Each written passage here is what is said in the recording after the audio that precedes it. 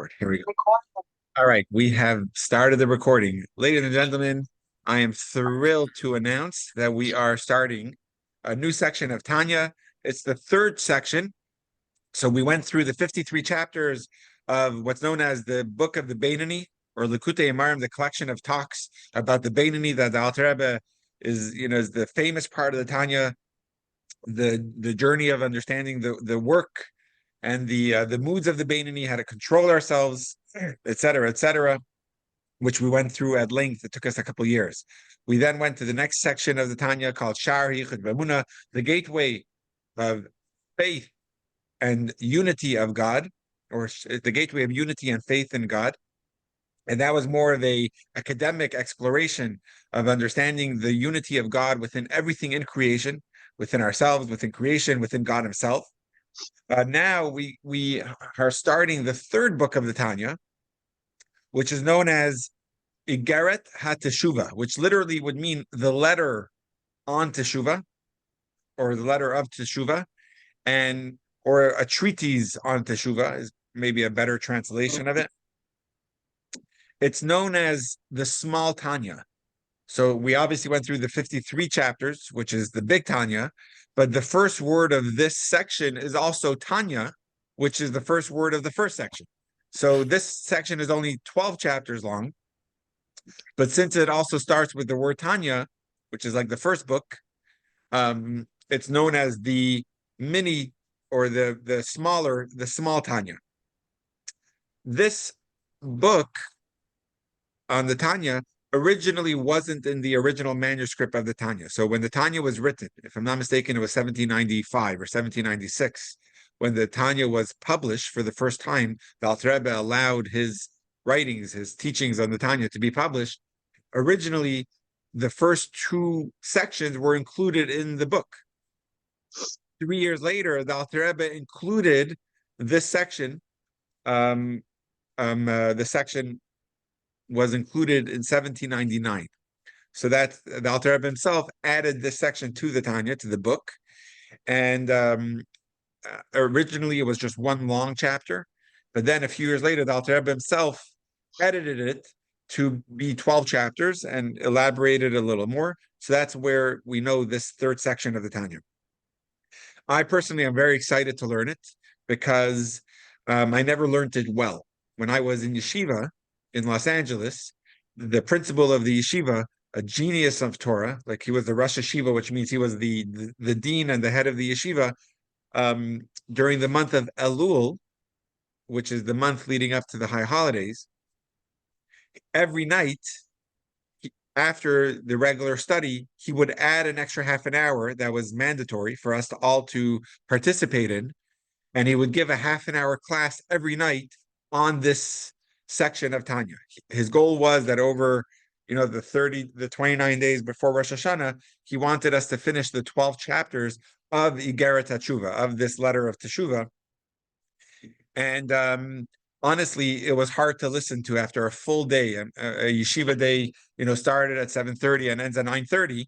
And for him to just come in and add another half an hour of saying, "Listen to me teach you," for another half an hour wasn't that fair. At least in my teenage mind, I should have appreciated it more. But after the first few classes, most of the students kind of tuned out. And as a result, I never fully understood this section of Tanya because I always, I'm just taking back to that yeshiva day, and I feel a little slighted the way he just came in and taught another half an hour a day. So I never properly understood the section of Tanya, but you'll get an understanding of teshuva like nowhere else. Teshuva means to repent, and we're going to learn a better definition momentarily. But what the Alter Rebbe does here, let me actually explain to you why the Alter Rebbe even wrote this book. It's this 12-chapter letter, or we could refer to it as the third section of the Tanya. He wrote it because when Chabad and really Hasidism developed, there was a perception that teshuva is not really attainable. It's not something reachable for the average Jew. And the reason is because teshuva is so complex. There's so many different aspects to teshuva, which means to return or to repent to God, to be forgiven. and to be in good standing with God, that it's so deep that only a tzaddik is able to achieve it. But for most of us, it's not realistic. So therefore, people were avoiding the talk of teshuva because feeling it's unattainable for me. And therefore, I don't even know where to start, and I don't even know the process. It's so much, it's overwhelming. So the Alter Rebbe in these 12 chapters, he's going to come to prove that it's realistic and it's attainable for every one of us. The way the Alter Rebbe does it is in his incredible way and fashion that the Alter Rebbe has. The Alter Rebbe will distill all the parts of teshuva, and he will create it into a beautiful system. He'll explain to us what is part of teshuva and what is not part of teshuva, and he'll break it down for us. The first, again, it's a 12-chapter section, a 12-chapter book. The first 3 chapters is what I know as the most relevant, which is the most practical. It's a practical manual for teshuva. The next 9 chapters will explain what's happening in the spiritual realms through my teshuva. So it's understanding teshuva more on a metaphysical level. So the next 9 chapters, from chapter 4 through chapter 12, is deeper, a little more spiritual, with that beautiful spice of Kabbalah that the Alter Rebbe always likes to add. The first 3 chapters is much more practical. There's a lot to unpack in the first 3 chapters, which we're going to be focusing on the first chapter today, and chapter 2 and 3 over the next couple of weeks. The Rebbe himself, our Rebbe, loved this book, loved the Igarat Teshuva, loved the letter of Teshuva, to the point where the Rebbe himself said, I am, in Yiddish, I'll just translate it in English, the Rebbe basically said, I'm a fanatic of this book. I live with this book. To the point where the Rebbe himself sponsored the printing of this book on its own, to be printed in its own little book. And he sponsored it in loving memory of his mother, who passed away 3-4 years before this. So this was in 1968. His mother passed away in 1964. And the Rebbe started a campaign to go through all 12 chapters, literally line by line. Every week, the Rebbe would focus on a different line and explain the 12 chapters of this book, going through it, teaching it like a teacher to a student, line by line. There's no other book that the Rebbe did that, to explain or to teach a book line by line. And I think the reason why the Rebbe did it is because in 1968 was shortly after the incredible victory of the Six-Day War of 1967, in June 1967.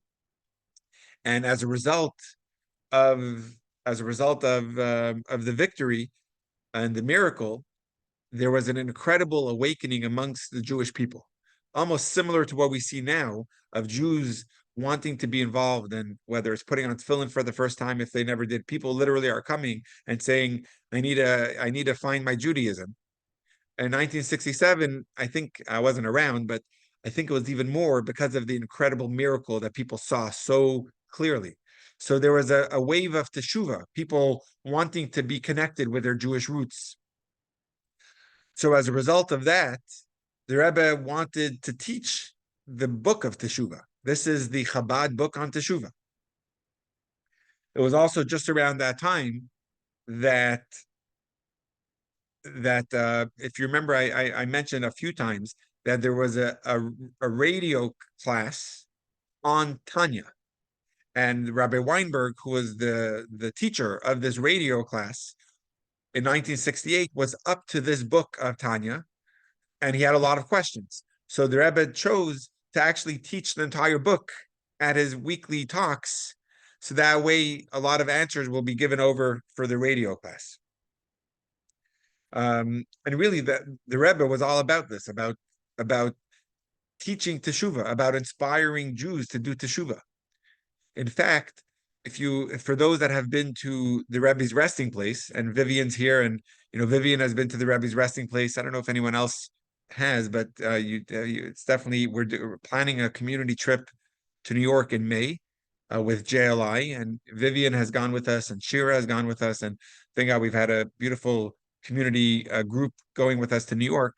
So when we go, and Steve Elman, I don't know if Steve has ever been to the resting place. I'm not sure. I have a long time ago. Okay, cool. So in the on the stone on the matzeva on the monument of the Rebbe, it has a lot of words. The three words that are found on every one of the Rebbe's monuments, meaning from the Alter Rebbe all the way through our Rebbe, so that's seven Rebbes. On every one of them, there's a matching three words that says "Virabim Heshiv Me'avon," that they have inspired teshuva among the masses, that they have inspired teshuva for people to return, um, um, for people to return to their roots. That's something that the Rebbe stood for. And Chava Eva says that she's been to the Rambam, which is amazing. And actually, which is in Tiberia and Tiberias, next to the Kinneret in the north of Israel. And on our JLI trip that we just went to Israel in March, Nancy and Lynn, and Naomi, if you're there, I see a little bit of Naomi. We all went together. So that was also very special that we went to the Can Rambam's. you say those three words again slowly, please, in Hebrew? Yeah, yeah, for sure. The first word is virabim, which means and the many and the masses. Mhm. Eshiv, they inspire to return. They help to return. Me'avon, from sin, Oh, from that's what I thought I heard. yeah, virabim heshiv me'avon, and that's on the Rebbe's matzeva, on the Rebbe's monument, and on all the Rebbe's. So to learn, I've mentioned this at the beginning of the class. I was for the past few weeks, I've been, I wouldn't say soul searching, but I've been doing a lot of research and speaking to mentors. Should I continue with Tanya? Because we've been doing this for years, and now it's the next book of the Tanya, but I don't really understand it well. Or should I go to Shara B'Tachon, the Gateway of Trust, which is an incredible book? And they encourage you can't go wrong. Either one is good. But I felt it in my heart that I feel this is what the Rebbe loved this book. And just because I don't understand it well is not enough of a reason not to teach it. It just means I have to work on understanding it myself in order to give it over. So that's what we're going to try to start doing over the next few weeks. Perhaps the most important line in the entire book, in the entire 12 chapters, is a line in chapter 1, which we're going to be focusing on today. And if you don't have the book, that's fine. I actually don't even have the book with me. I left it at home while I was, studying it. Today is going to be mainly outside. I'm just going to give an overview of the book and especially of chapter 1. And if you didn't get my email where I put a link to the book that you could order on Amazon, if I remember correctly, I think it took a while. It says like it's going to take a while to arrive. I don't know. I bought. Do you remember? Do you remember how long it took, Vivian, for yours to write? Mine was a long time. Like before we started the second book, right? It So, said 7 to 10 days. I ordered it today, so oh, okay, cool. I don't think it was on Prime, right? Was it a Prime? I don't remember. it was on Prime. Just Oh, It's it was. Okay, available. cool. It's available on Prime. I cheaped out and went for the Kindle edition, which Perfect. my Kindle app suddenly stopped working. So Oh, okay, but that's fine. And either way, God willing, I'll also get the Kindle version, and I'll put it up on the screen. But I think the most important part of the entire book is in chapter 1, where the Alter Rebbe defines teshuva in literally 3 words. In Hebrew, he says, "Azivat hachet bilvad." Teshuva is letting go of the sin. That's teshuva. I'm going to be explaining that a lot over the next half an hour, but I'll start with the story of a great and famed chassid whose name was Reb Mendel Futterfass. Reb Mendel himself was in the gulags for years. The Rebbe wanted him to be a mentor in a big yeshiva in Israel. So Reb Mendel, this great chassid, once shared that in the previous generation there were 2 chassidim that were kind of sharing their story. These were chassidim that didn't start off as chassidim, and in the previous generations, when Hasidism started in the 1700s, 1800s, people were observant, scholarly, but just not Hasidim. It didn't exist. So for them to become a Chassid, there was always a story. What inspired them to become a Chassid? And previously I've explained, and if you go all the way back to the introduction to the first book of the Tanya, Rabbi Chaim Miller, who's the author of the translation that we've been using, he kind of explains the background of, to say, the rift between the Misnagdim, which were the opposition, people that disagreed with the ways of Chassidus. He goes through a lot of the background in the 1700s of the the arguments that existed. Now, thank God, those are all gone. But back then, it was a big deal for someone to leave the fold of regular observance in those days and to become a chassid was a big deal. It was a tragedy amongst their families to feel that they lost a member of their family to be a chassid. That's unfortunately how it was in the 1700s. So, because they lived a good life. I mean, for those that were regular Jews, obviously there was pogroms and persecutions, but their life as a Jew was, they're Jewish. They learned Torah every day. They did the mitzvot, but Hasidism came with a new understanding of why we're doing mitzvot, of the relationship between God and the Jew. For many, it was, we do mitzvot because we get a bigger part of paradise. We get Gan Eden. And that's how it's taught in a lot of the regular observant world, especially in the olden days, was make sure you put on tefillin, because if you don't, you're not going to get a portion in the world to come. Make sure you say the Shema, because you'll get a bigger portion of the world to come. A lot of it was about the reward and punishment, which is not wrong, because there is reward and punishment, but it's just not, that's not why we are to be doing things, right? You don't be respectful to your wife because of the way you're going to want to be treated in return. That's not why we do things, even though God willing that will happen. But anyway, that's, I guess we could save that for another time, or we could speak more about that. But I wanted to get to a conversation between two Hasidim of their journeys, and one of them explained that before I became a Chassid, I had a different understanding of a certain prayer that we say, and now that I became a chassid, I have a new understanding of that prayer. And he kind of explained 4 different stages he had in a certain prayer. This is a prayer that we say almost every day after the Amidah. It's called the confessional prayer.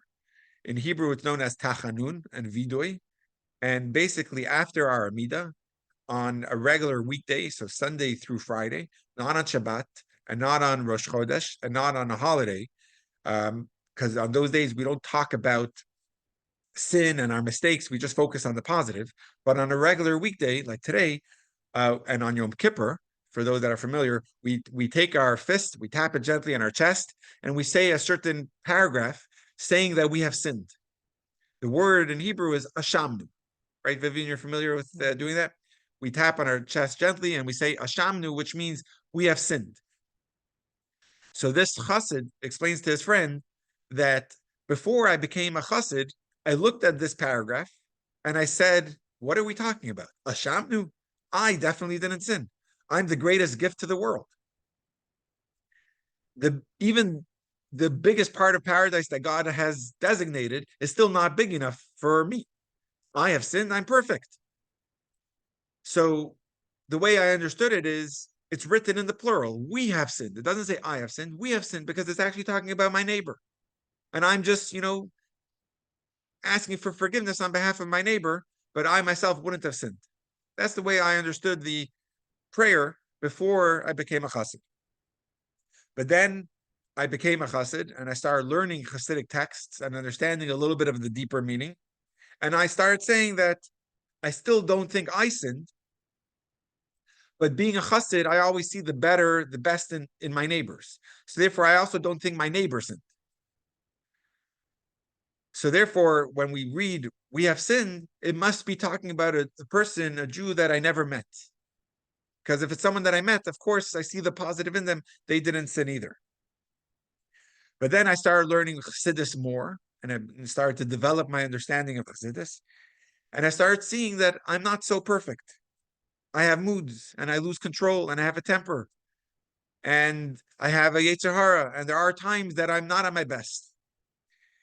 And I became more introspective through learning Chassidus and realizing that, yeah, I made mistakes, and therefore I need to ask for forgiveness.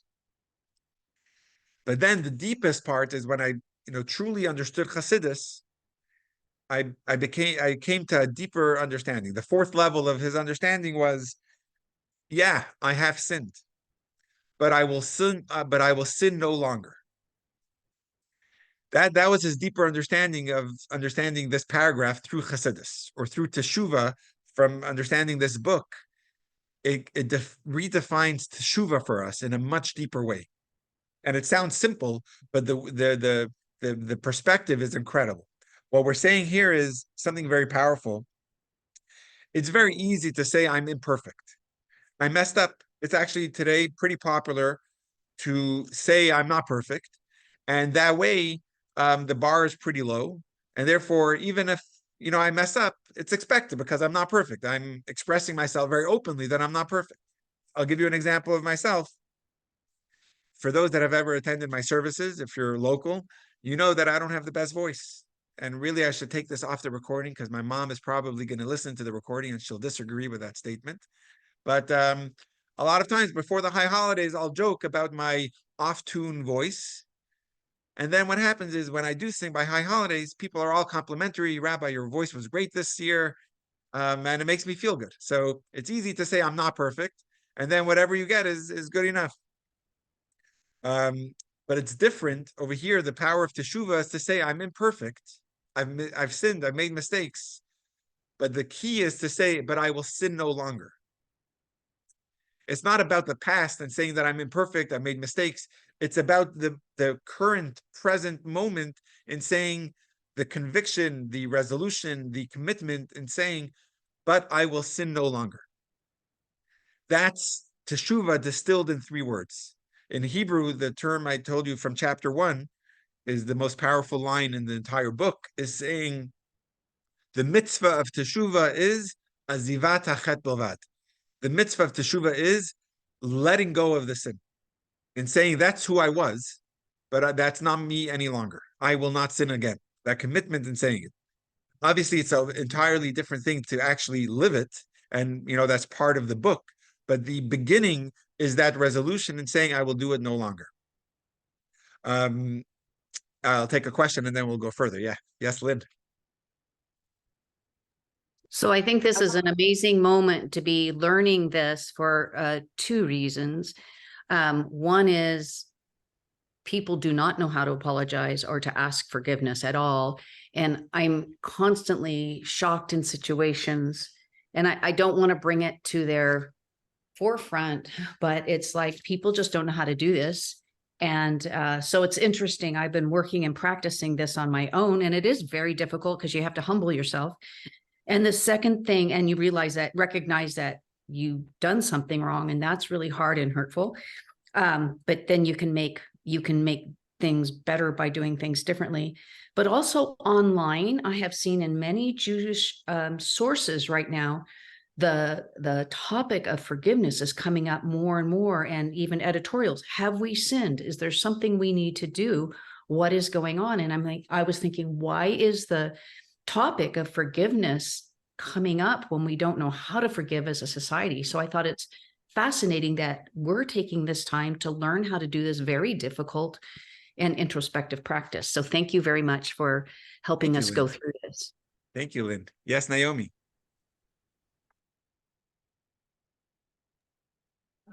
So when we say I will sin no more, should we say bli neder, without a vowel, so that it's, or is it understood that it's without a vowel?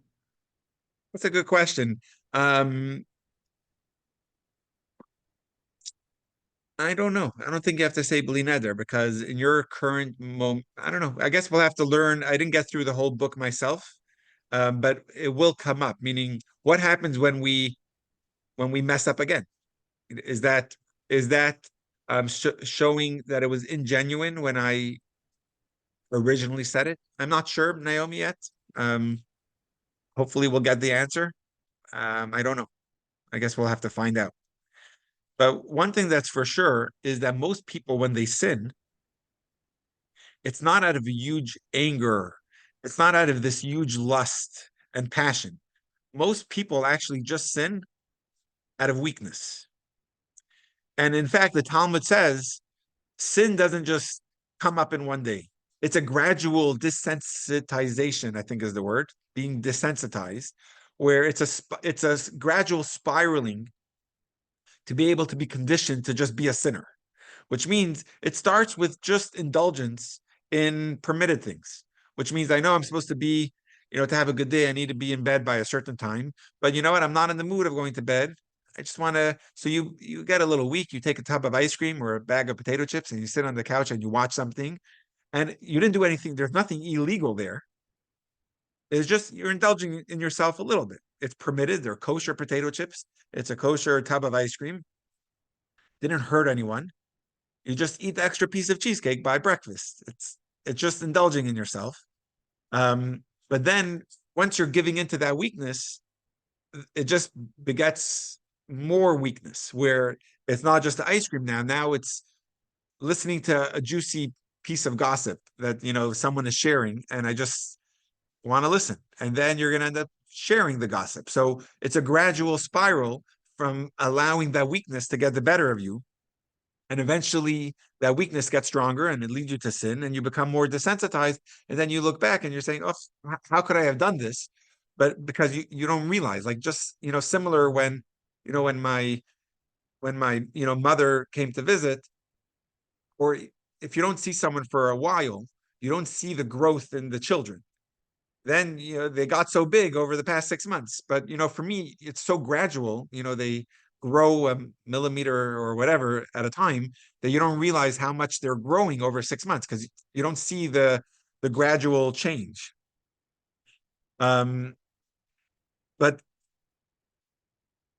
what's the litmus test to know if a person is able to do teshuva? Because we're in a place of weakness. The litmus test, what separates the person that's sincere, and that's going to be a big part. And what Lynn was saying is about forgiveness and how do we know if it's real? And so a big litmus test is to acknowledge that we messed up, but that's not the point. The point is not about the past. That's I think the misconception of teshuva. Of course, you have to be sincere in apologizing in order to be able to move on.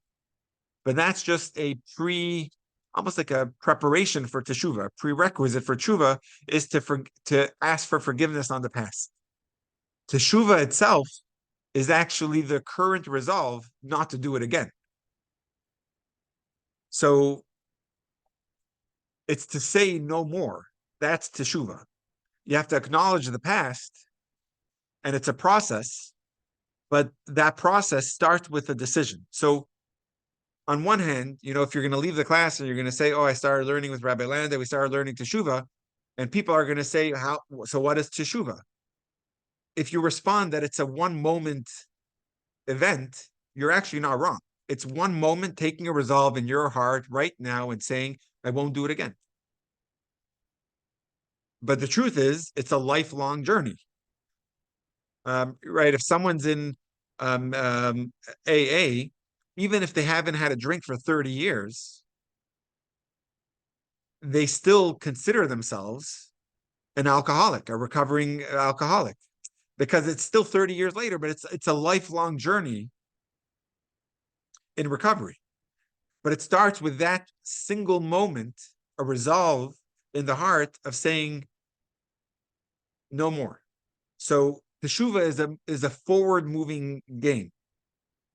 Is a forward-moving exercise and saying I'm different now. I'm back to who I am. And that's actually what teshuva means. Teshuva, and I'm going to get to this in a little bit, but I guess I'll just share it now. One of the most famous talks of the Rebbe, and if you've been around, during the high holiday season, you've heard me or Adina share it in a class or in during services, that the Rebbe, one of his most famous talks of teshuva, is saying that the Hebrew word for repentance is teshuva, it actually doesn't even mean repentance. It actually means return. Because teshuva is not a complicated process of finding something new. Teshuva is saying, I'm getting back to myself. I'm returning to my truth. So saying I'm back in the game, I'm back to who I am. Because there was a gradual spiral of weakness and more weakness, but teshuva is saying I'm back. And that's a resolve, because you know the way back. Of course, there's going to be regret, and there has to be remorse, and it has to be sincere. And the sincerity in your regret will actually come up to see if your resolve for the future is true, right? If someone says, I'm sorry, but they don't mean it, they're going to end up doing the same thing again to you, and they're going to have to ask, I'm sorry again. So, of course, this sorry has to be sincere, because otherwise it won't be lasting. But that's a prerequisite for teshuva. So we're going to go through different stages in chapter 1. Confession, crying, fasting, all that is not part of teshuva. It's in regret, remorse is integral to making it real, but that's not teshuva. In fact, teshuva, we're going to see later, I think it's in chapter 9 or something, teshuva, the way the Hasidus way of understanding teshuva, it's actually a joyful experience. It should be done with joy. We're not there yet. We have to understand what teshuva is first to understand, how it's done with joy, and we'll understand a little bit of the Kabbalah of God's name to understand the joyfulness of teshuva. But in short, it's empowering that you lost yourself and now you're refinding yourself. That's an empowering moment of saying, I'm back to who I am.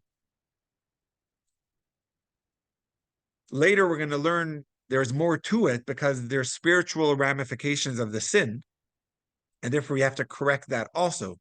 But if you remember at the beginning of the class, I was sharing that teshuva was almost untouched because of the overwhelming stages of teshuva. So the Alter Rebbe distills it and says all the other parts of teshuva, all the other parts are not teshuva. Teshuva is the resolve in my heart to not do it again, to say no more.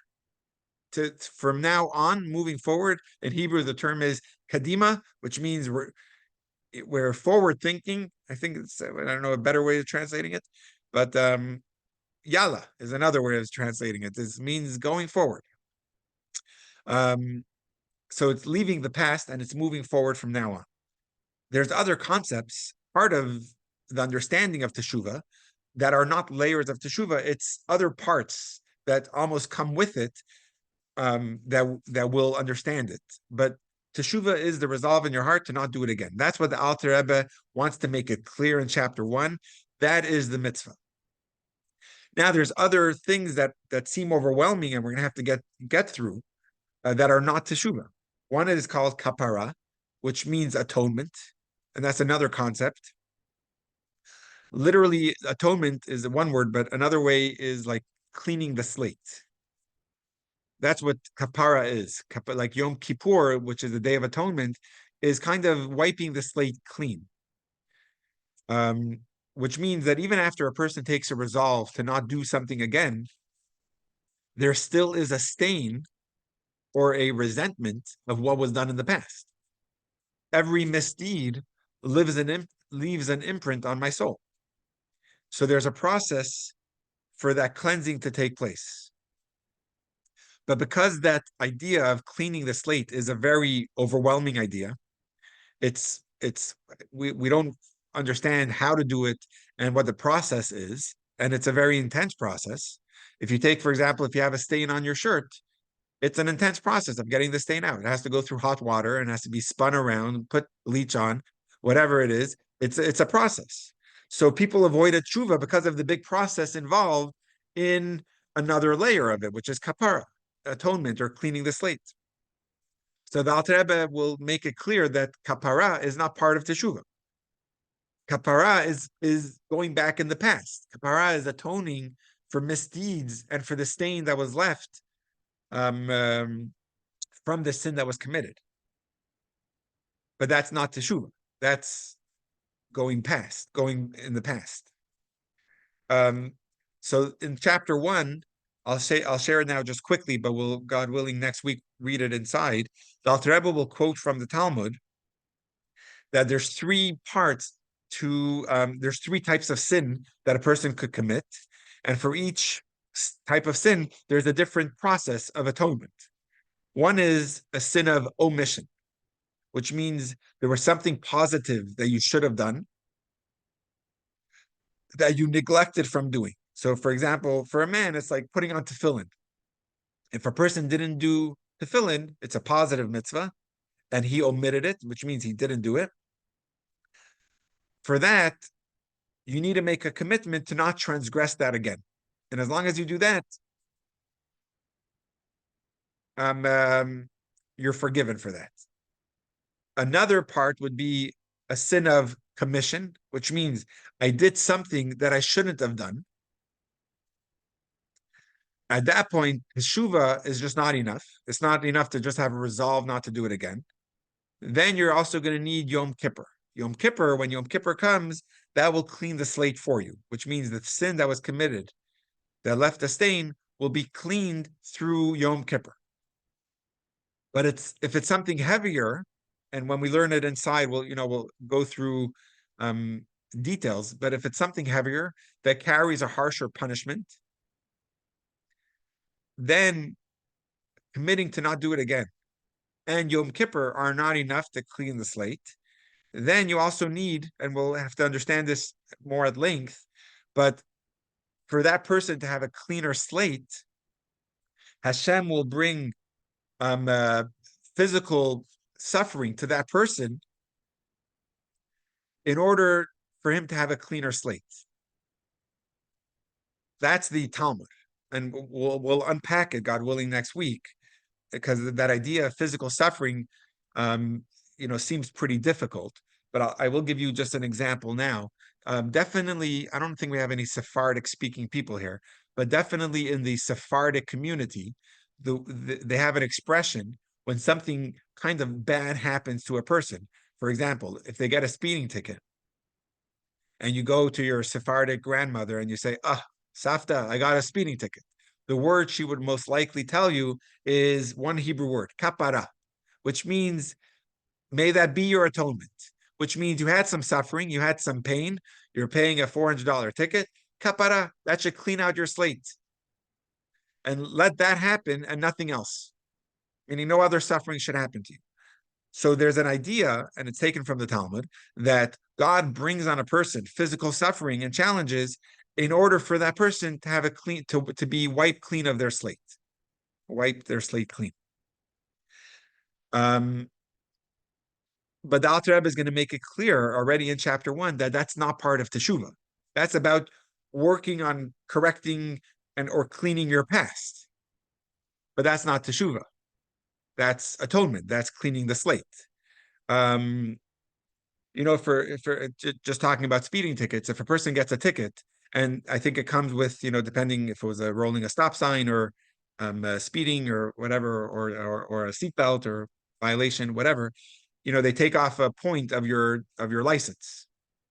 How many points do we have altogether, Vivian? I don't know. You never get any points on it. No, I don't know if there's a maximum. I think it's 9 or 12. At some point, they confiscate your. At a certain point, they confiscate your license, but I don't remember how many. But there's something you could do to wipe your credit, your DMV license clean, which is traffic school or community service. There's things you could do to get a better record. But that's not teshuva. That's about, wiping your record clean. That's a different step, but that's not teshuva. So people misunderstand kapara to be part of teshuva. And the Alter Rebbe is going to make it clear in chapter 1 that kapara is nice, but that's not teshuva. Wiping your slate clean is not the resolve in your heart to not do it again. Right now, the next minute, am I going to sin or not? That's teshuva is, I am not going to do it again. That resolve in the heart. About the past, there's wiping the slate clean. Then there's other things that help to do that. And for that, you need, whether it's Yom Kippur to wipe the slate clean, or prayers and fasting, or physical suffering. So that's not part of teshuva. That's about wiping the slate clean. Another, this is an important part, that people had a myth that fasting, or in Hebrew, another term is sigufim, which means inflicting suffering upon yourself, is part of teshuva. And the Alter Rebbe is going to say very clearly that it's not. So it was an idea that people would bring upon themselves physical hardships, and it was a way of them cleaning their slate. So amongst the tzaddikim, like the really righteous, they would inflict upon themselves not physical suffering, not physical wounds, because that's forbidden, right? We're not allowed to harm ourselves, but they would put themselves in situations that was embarrassing. Or a lot of them would actually just go around traveling as beggars and be treated like beggars. For them, that was a very, what's the word? Shameful experience. And that was a way of putting upon themselves pain or suffering by being treated like a homeless person. Really, they weren't, but they wanted the embarrassment that came with it. For them, it felt like they were cleaning their slate. In Hebrew, it's called sigufim, and I'm sure when we learn it inside, I'm hoping the translation of the Tanya with Rabbi Miller will explain a little more about it. Or so self-inflicted embarrassment, whether they would roll in the snow and act crazy, it was a way of them kind of self-abating, what's the word, self-effacing themselves in order for them to have the process fulfilled. So the Alter Rebbe is going to say that's not teshuva. And that's something else that they chose to do, but that's not teshuva. It's a myth for that to be considered part of teshuva. But people that thought that it was part of it, they would avoid the whole concept of teshuva, thinking that I'm not able to do that, I don't want to do it, and therefore I'm not going to touch the topic of teshuva altogether. And in fact, in chapters 2 and 3, there's going to be a long discussion that we're going to read inside together about fasting and suffering. Does it have a place in Judaism as part of teshuva or not? But right off the bat, in chapter 1, the Alter Rebbe makes it clear that that's not linked with teshuva. That's not part of teshuva. There is a concept of not self-imposed pain and suffering, but godly imposed, which means to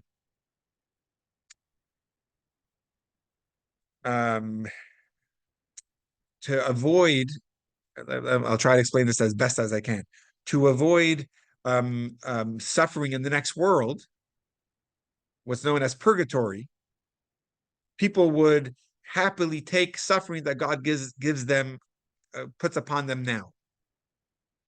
And again, like the word kapara I said before, that let this be a suffering now and not later. So it was Gehinnom, or purgatory, is not like the way most of us understand it from the movies of a devil with a pitchfork and fire, whatever stuff that you would imagine going on. It's more of a reconditioning of the soul in order to be able to appreciate the light and the spiritual enjoyment in paradise. If your soul is not conditioned, you won't be able to enjoy it, and in fact, it will hurt you. So first, there's a reconditioning of the soul in order to allow for a process in order to allow for the Gan Eden, for the paradise, to be able to be appreciated. So people would say, if God is imposing suffering upon me, let that be, and people would take it with joy, and not happy that they're being in pain, but knowing that it will take away any part of their paradise. That was a part of teshuva that is actually not teshuva. So that's another part, and the Alter Rebbe is going to get into it in chapter 2 and 3, but that's not teshuva. So the point is, if I could just summarize it, the things that people attach to teshuva, the Alter Rebbe will want to make clear, is not part of teshuva. Verbal confession is not teshuva. Regret is not teshuva. Fasting is not teshuva. Getting forgiveness for what you did is not teshuva. Teshuva is a decision that you make in your heart that I am in control of my next move, that I won't violate my relationship with God anymore. So teshuva is about returning to yourself, returning to your soul, returning to your home. And that's teshuva. Of course, we're gonna talk about teshuva. There's two uh, dimensions. One is a sin that was committed between me and God. And the examples I've been giving, whether it's not putting on tefillin or whether eating chametz on Pesach, that's a sin, but it's between me and God. And for that you need teshuva. Now there's another type of sin that is between me and another person. If you lie to another person, or you stole from another person, or many of the mitzvahs are between me and someone else. If I gave bad advice to a person, like I purposefully gave bad advice to a person so he should fail, that's a sin. But there's a person involved, so you need to secure forgiveness from that person, and you have to be forgiven by that person. But again, that's not part of teshuva. Teshuva is the resolve in your heart that you won't do that again. Of course, you then have to go to that person and ask for forgiveness, and we'll be going through that as well. Okay. So just one other part of chapter 1 that I just want to make mention of, maybe two parts if I could get to it. It's quite a famous topic that the Alter Rebbe is going to bring about in chapter 1, which is what's worse to violate? Is it a positive commandment of God or a negative commandment? Positive commandment is to say the Shema every morning, or to put on tefillin, or to make kiddush on Friday night. That's a positive commandment. It's a mitzvah in the Torah. If you don't do that, you sin. You didn't do something that you were supposed to do. A negative commandment is doing something that you're not supposed to do, like you stole. That's a negative commandment that you transgressed. Which one is worse? If I were to ask you, let's take Vivian's opinion. Vivian, which one's worse? I could not say. I'm not gonna. Let's see. Ava, do you have an opinion? No way. No. So usually you would say something that you did that you're not supposed to do. I would say that's worse, because you did something you weren't supposed to instead of not doing something that you're supposed to. It seems harsher. And usually the harsher the punishment, the harsher it shows you the sin is. Like, if you walk into a class and you see a student that got punished, and you see two students that got punished, if one had a less harsh punishment than the other, it probably means that they violated something less, they did something not as bad.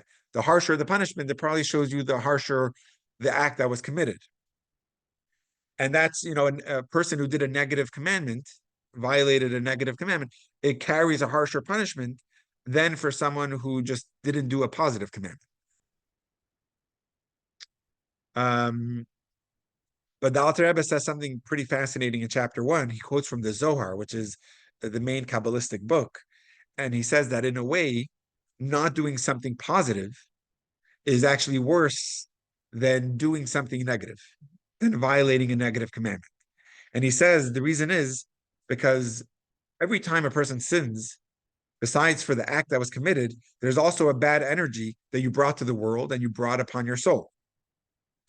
But there's an opportunity for that to be cleaned, which means the bad energy that was brought in through your teshuva process, you're actually wiping away that negative and bad energy that was brought through the sin. But so again, you violated something negative. So a sin was committed, bad energy was brought upon your soul, a stain was brought upon your soul. There is a rehabilitation through teshuva and through kapara, which is another topic, atonement. You could remove that stain from your soul. You could remove that bad energy that was brought to the world as a result of your act. But if you had something positive that you were supposed to do that you didn't do, that opportunity could never come back. That opportunity is lost, which means you could do it again. But let's say tefillin. A Jewish man from the age of bar mitzvah is supposed to put on tefillin every morning. I could do if I missed tefillin yesterday, I could do it today. But the opportunity for yesterday's tefillin and the potential light that could have been brought to the world through yesterday's tefillin will never be able to come back. Today, you could bring a new light, but not yesterday's light. You can't put on tefillin twice today and hope that it's going to bring back yesterday's opportunity. So it's a missed opportunity that can never be made up for. Whereas the negative that was committed, if a person did something negative, it's a harsher punishment, but it could be cleaned away through teshuva. Whereas a missed opportunity could never be brought back to the world. So it's just an interesting thing. We'll see in chapter 1, where he actually puts in a parentheses that a positive act that wasn't done, meaning a mitzvah that was missed, actually in a way has a worse effect, because that light can never be brought back to the world, which is, it's not coming back, which is pretty fascinating.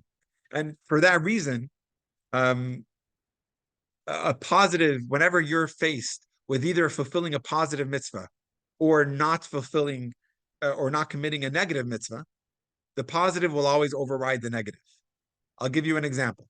A baby boy is born. The mitzvah is to have a bris on the, Vivian, which day? 8th day. Very good. What if the 8th day is on Shabbat? On Shabbat, you're not allowed to make a wound. You're not allowed to cause blood. You're not allowed to make a cut on Shabbat. It's violating a Shabbat mitzvah, a negative mitzvah of Shabbat. But there's a positive mitzvah to have a bris on the 8th day. So if they come together, which one overrides the other? The bris, like my bris, I was on Shabbat because I was born on a Shabbat. So the 8th day is the next Shabbat. And so the positive overrides the negative. So you see when they actually come against each other, the positive overrides the negative. I think, Naomi, you had your hand up first? Yeah. You're muted, so just unmute yourself first. Yes, well, I just have this is a real quick question. Sure. Do I understand correctly? You can have a bris on Shabbos or you cannot? You Not did only have you to, can, yeah. if only, You have to. well, only if it's the 8th day. Right, yeah. No, I So let's say, think that happened in Rabbi Rice's case, or at least one of his children. Yeah, yeah. So I did have that. But there is, I'm not going to get too much into the law, but if let's say if the baby has jaundice, which is a very normal thing, Right, yeah. where Yeah, the mohel says the bris has to be delayed for the health of the child. So right. if it's already being delayed, then you don't delay it for a Shabbat. Then you could do it on another day of the week, and don't do it on Shabbat. But the 8th day is the mitzvah. The ideal is doing it on the 8th day. So that if the 8th day is on Shabbat, then you do it on Shabbat. Yes, Thank Lynn. you.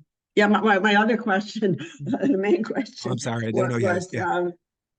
The third kind of sin, omission, commission, and the third kind of sin is Yeah, when I wasn't so you clear. violate a negative commandment. Yeah, so the third type of no, so the second type of sin is violating a negative commandment. The third one I wasn't so clear, and we'll read it inside. From the Alter Rebbe is going to quote a Talmud. We're going to read it together.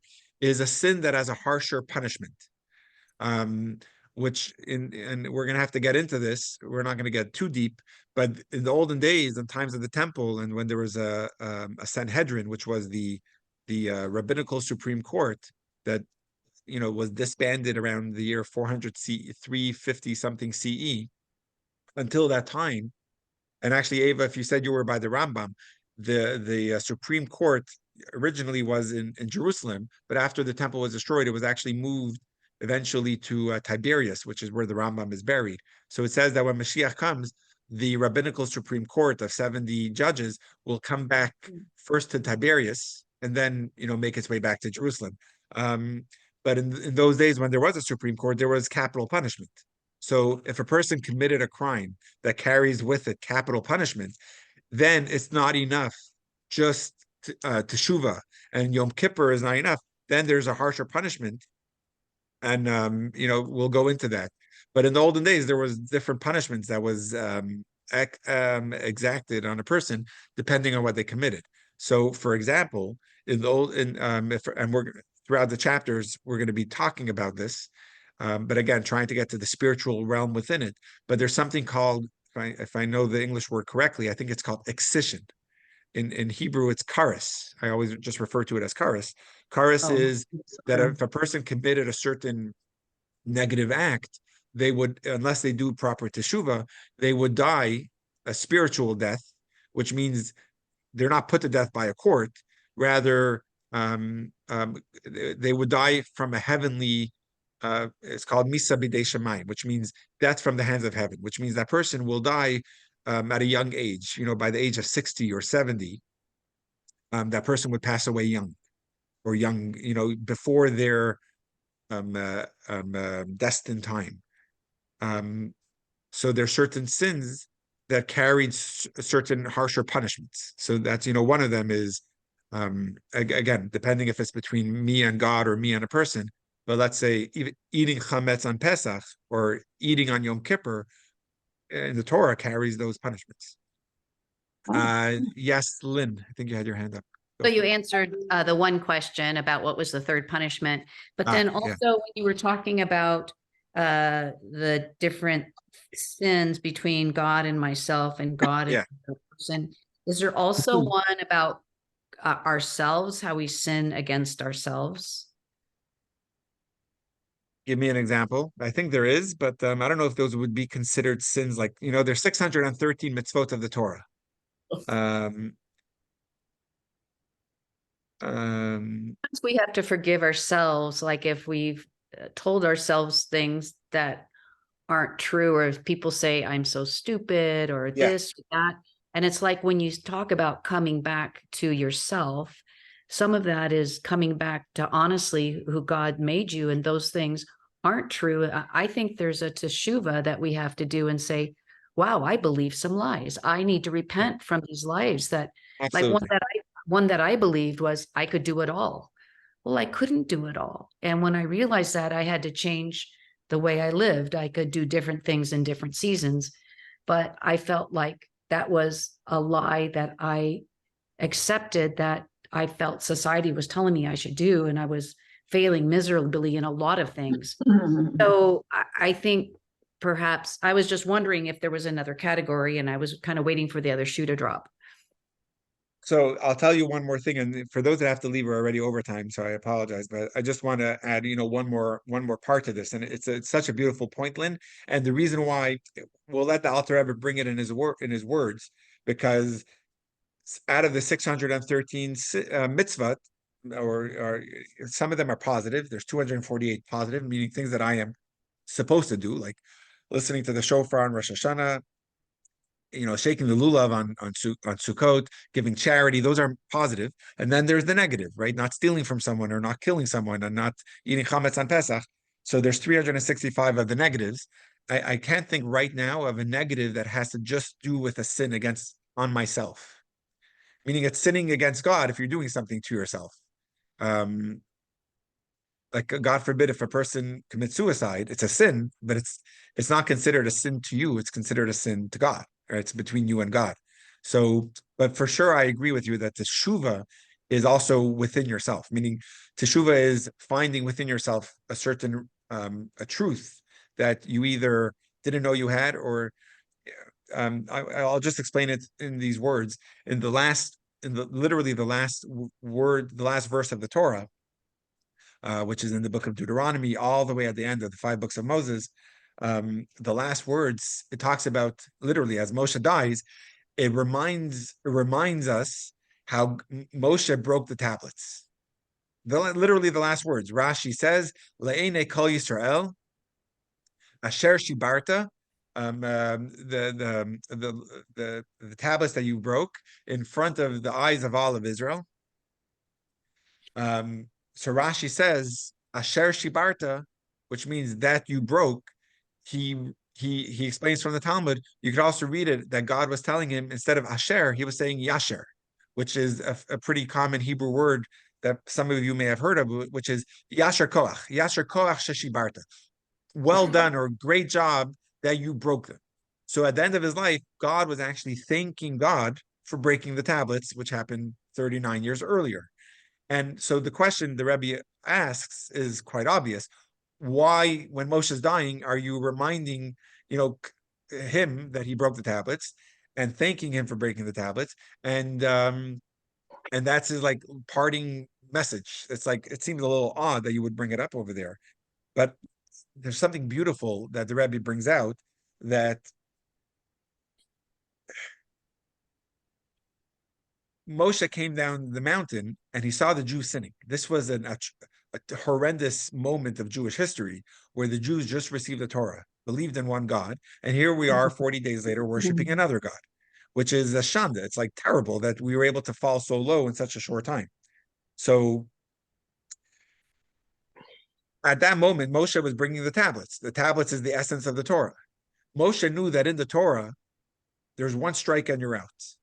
The way the Torah says is you do the right thing, good. If you do the wrong thing, you get punished. There's no, like, if a person eats on Yom Kippur, you don't get 3 chances. There's a punishment from the first time. It's already there from the first time. So Moshe knew that in these Torah, in these tablets, the Jews are going to be punished.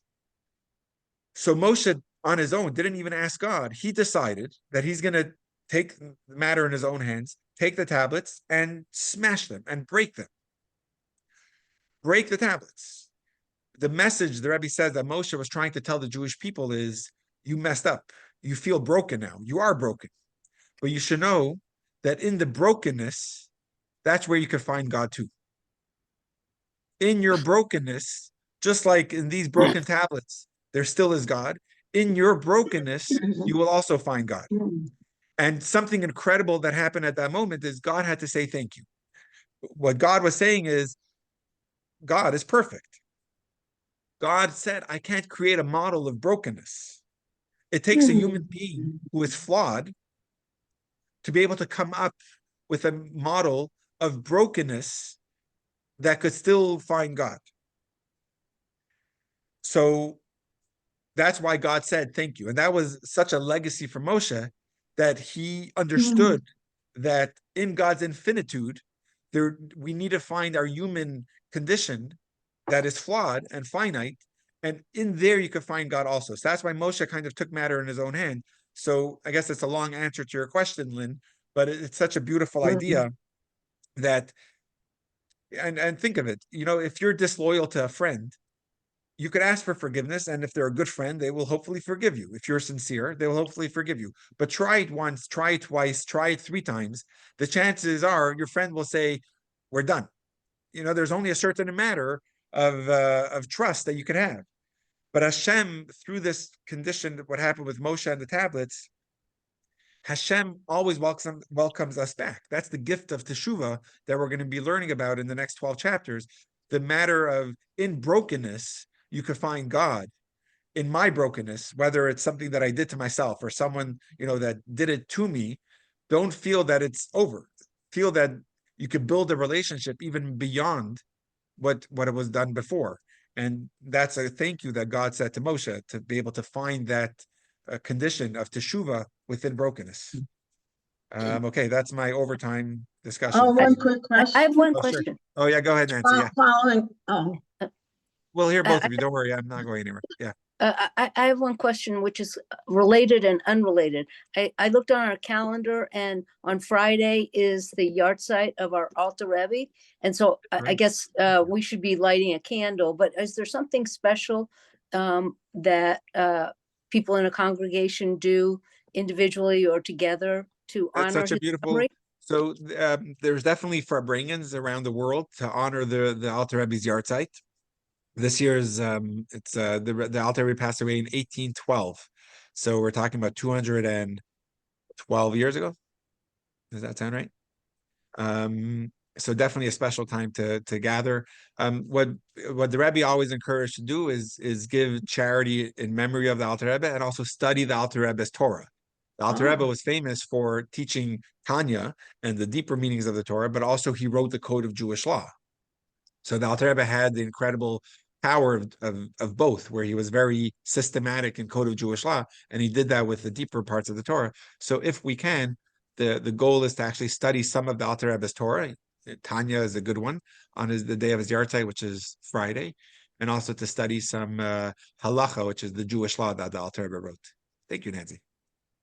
Thank you. Okay, thank you. Yes, I want Naomi. to follow up on something I heard Lynn say, and that was about forgiving yourself. And I wondered whether, is that a Jewish concept? Is it consistent with Judaism to forgive yourself, or is that something that only happens from either God or another person? So so definitely, I think it's definitely a Jewish concept. But the key over here in chapter 1 is that's not teshuva. Forgiveness Right. Mhm. is the teshuva is the resolve to not do it again. And then, of course, you have to ask for forgiveness, but it's definitely a Jewish concept. It's just not teshuva. I think that's So going to be. so forgiving ourselves. Okay, good. Thank you. I think so. Unless someone has something else, and maybe we'll learn It more about it just in these sounded, chapters. I don't know, it just didn't sound Jewish to me, but I'm not, I mean, it also sounds very good in like a modern psychological way, but I don't know. I think it is, but I may have to think about it. It might not be the meaning of forgiveness the way it's understood in the world of, I feel better about myself. It's more forgiveness is that sincerity. And it comes as a result of how do you know if a person is sincere is when they regret what they did and they're resolving to not do it again. Yeah, more to be discussed in these 12 chapters, I think. Yeah, it's good. Thank Awesome. All you. right. Thank you, everyone. Thank you. Have a great Thank day. Thank you. Bye, Steve. Thank Bye, Bye-bye. you. Nancy. Thank Bye, Bye, you. Robin. everybody. Bye, Lynn. Bye, Ava. Bye, Naomi. Bye, Bye. Vivian. Bye. I'm gonna show you my